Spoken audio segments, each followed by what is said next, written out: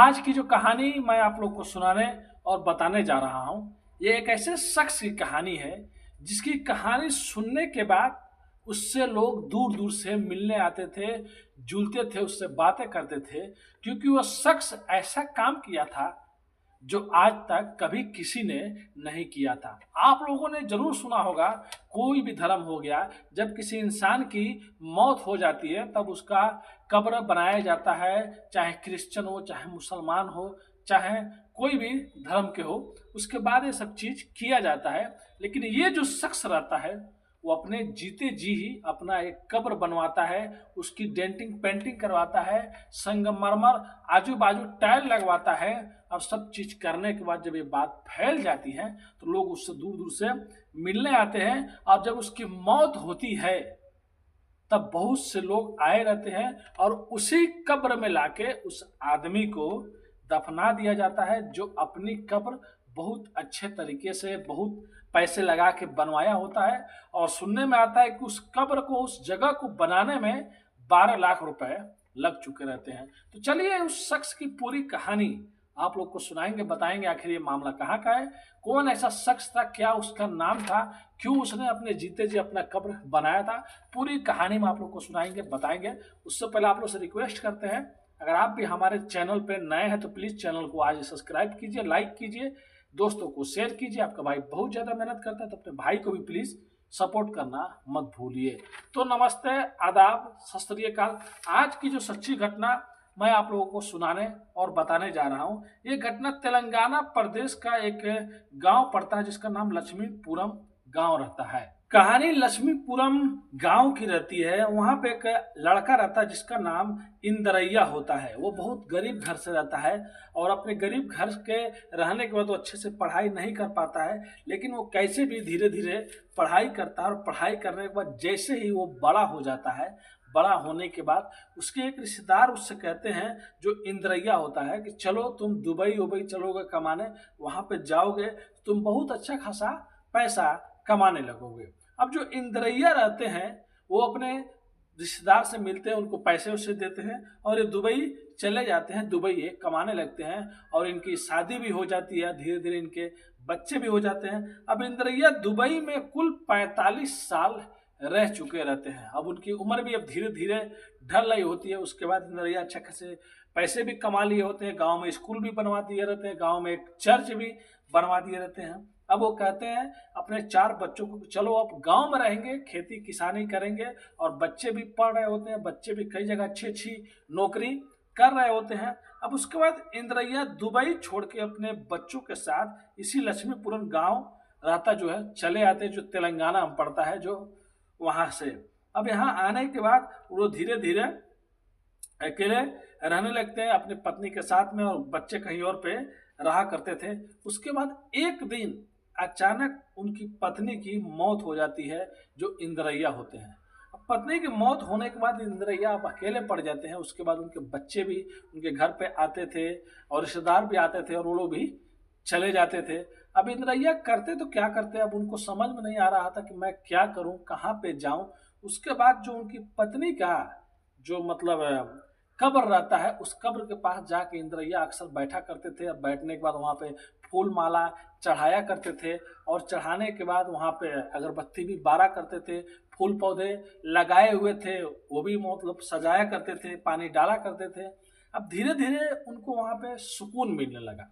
अब जो इंद्रैया रहते हैं अक्सर अपने घर से निकलते थे, निकलने के बाद लोगों से बात करते थे। बच्चे तो दूर रहते थे और कोई कोई पास भी रहते थे। अब वहां से डायरेक्ट अपने पत्नी की जहाँ पे कब्र रहता है वहां पे जाके बैठने लगते थे। अब बैठते बैठते धीरे धीरे अब लोग इनको देखने लगते थे कि हमेशा जाते हैं और कब्र के पास बैठते हैं। अब एक दिन लोग ये देखते हैं कि इंद्रैया जो है अपनी पत्नी के कब्र के थोड़े से दूर पे ही एक और गड्ढा खुनवा रहे हैं। लोगों को समझ में नहीं आता है कि इंद्रैया आखिर में कर क्या रहे हैं। जब लोग जाते हैं पूछते हैं उनसे, तब वो ये बात बताते हैं, कहते हैं कि देखो दुनिया से तो सबको जाना है, सबको आज नहीं तो कल मौत आना ही आना है, लेकिन क्यों नहीं दुनिया में रह के अपना आखिरी मुकाम बना लिया जाए, जहाँ पे हमको जाना है, जहाँ पे हमको रहना है। मरने के बाद कौन कहाँ पे जाएगा, कहाँ पे किसका मतलब कब्र बनेगा कोई नहीं जानता है, लेकिन मैं यहाँ पे आता हूँ और आने के बाद मुझे यहाँ पे बहुत सुकून मिलता है, मुझे बहुत अच्छा लगता है। तो क्यों नहीं मैं आज ही से पहले से ही अपनी कब्र को अच्छे से बना दूं और उस कब्र में मरने के बाद यहीं पे आकर मुझे मेरे घर वाले दफना देंगे और मैं अपने पत्नी के बाजू में भी रहूंगा। इसके बाद वो अच्छे से गड्ढा खुनवाते हैं, खुनवाने के बाद टाइल भी मंगवाते हैं, डेंटिंग पेंटिंग भी करवाते हैं और बहुत अच्छे से अपनी पत्नी के कब्र के बाजू में एक और कब्र बना देते हैं। और इसको सबको बनाने में 12 लाख रुपए खर्चा होते हैं। 12 लाख आप लोग सोच सकते हैं, बहुत बड़ी अहमियत होती है। तो इंद्रैया भी दुबई में पैसे कमाए रहते हैं, स्कूल भी चल रहा होता, पैसे की कमी नहीं रहता है। और इसके बाद जब ये कहानी तेलंगाना में फैलने लगती है तो जगह जगह से लोग इनसे मिलने आते थे, जुलते थे कि वो शख्स को देखा जाए जो आदमी जीते जी अपना कब्र बना दिया हो, उसको ये मालूम हो कि मुझे इसी कब्र में जाना है, इसी कब्र में सोना है। उसके बाद धीरे धीरे अब वो वहाँ पे जाया करते थे और जाने के बाद अब फूल पत्ती पानी सब पानी दिया करते थे, फूल पत्ती भी लगाया करते थे। अब धीरे धीरे साफ सफाई भी किया करते थे। और जब 12 लाख रुपए लग गए होते हैं और एक दिन जो यही 2026 चल रहा है, 26/11 तारीख को, जब इंद्रैया सोते तो हैं खाना वाना खा के बहुत अच्छे से, लेकिन सुबह सुबह उनकी नींद नहीं खुलती है। जब गांव वाले कुछ लोग जाते हैं देखते हैं तो इंद्रैया की जान चली गई होती है, यानी कि वो दुनिया छोड़ के अब चले गए होते हैं। अब तुरंत रिश्तेदारों को बुलाया जाता है, बच्चों को बुलाया जाता है, गांव के सारे लोग उमड़ के चले जाते हैं। फिर अच्छे से रीति रिवाज से उनको अंतिम विदाई दिया जाता है और उसी कब्र पे लेके जाया जाता है जहाँ पे इंद्रैया ने अपनी कब्र बनवाई थी। और वहाँ लेके जाने के बाद इनको अच्छे से विधि विधान से पहले उस कब्र को फिर से साफ सफाई कराया जाता है। इनके भाई रहते हैं और इनके बच्चे भी रहते हैं वहाँ पे। साफ सफाई कराने के बाद फिर से उसी में इनको दफना दिया जाता है इंद्रैया को। और इंद्रैया को दफनाने के बाद फिर से सब लोग वहाँ से चले आते हैं। तो बात ये रहता है कि क्या अब इंद्रैया और उनकी पत्नी के कब्र पे क्या कोई अब जाएगा? ये तो नया नया है तो हर कोई कभी ना कभी कोई जाया करेगा, लेकिन क्या उन फूल पत्तियों में कोई पानी डालेगा जिसको इंद्रैया ने लगाया था? जब जब ये जाते थे अपनी पत्नी के कब्र पे फूल चढ़ाते थे, तो अब देखिए क्या होगा। लेकिन उस शख्स का जो ख्वाहिश था, आखिरी ख्वाहिश था कि मैं मरने के बाद उसी कब्र में जाऊंगा जो कब्र मैंने बनाई है, जिसको अच्छे से सजाया है। तो उस आदमी इंद्रैया जी का ख्वाहिश पूरा हो जाता है। और देखिए आगे क्या होता है, क्या कोई वहाँ पे जाके फूल पत्ती डालेगा बेटे में से, बच्चे में से, या कोई गांव का आदमी जो हमेशा जाए कुछ पानी उन्हें डाले, फूल पत्ती को ऐसे सजा कर रखे जैसे इंद्रैया जी ने सजा कर रखा था। फूल पत्ती में पानी देते थे, साफ सफाई कराते थे, पेंटिंग डेंटिंग कराते थे। तब देखिए आगे जो भी इस कहानी में अपडेट आएगा वो आप लोग को मैं ज़रूर सुनाऊंगा। लेकिन ये कहानी तेलंगाना की लक्ष्मीपुरम गांव की है और ये कहानी सच्ची है।